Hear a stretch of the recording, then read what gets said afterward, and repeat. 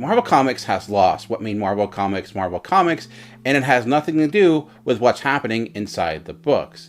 If you go to the precipice of Marvel and what separated it from other publishers, it was the genius of Stan Lee. Now you could argue where that stops and starts with the creation of the comics themselves, but there's no question about his impact with marketing, with things like the creation of the Merry Marvel Marching Society, where he tried to make comic book creators as larger-than-life figures akin to the characters they were telling stories about, to minimize the distance between comic book creator and comic book fan. I started getting back in the comics in the early 2000s. I really looked forward to Joe Quesada's Cup of Joe every Friday. On platforms like MySpace, he would answer questions from fans, he would release exclusive images and artwork, and hype up both the books that were coming out and the creators behind them. When I look at today, despite having more avenues than ever to do something like that, I don't really see anything happening besides creators doing it themselves, and it makes me wonder why that is.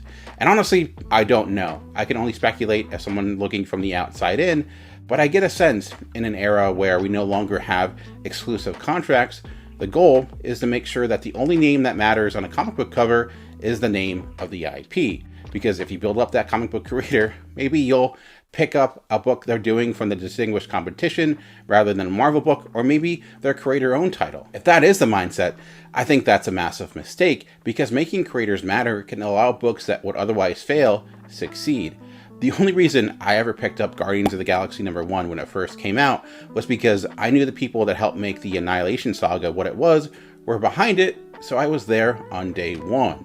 Comic book creators into the superstars they deserve to be, to me, is a classic case of rising tides lift all boats, because if you can get someone into the comic book shop a week they would otherwise not be there, that's just a win for everyone.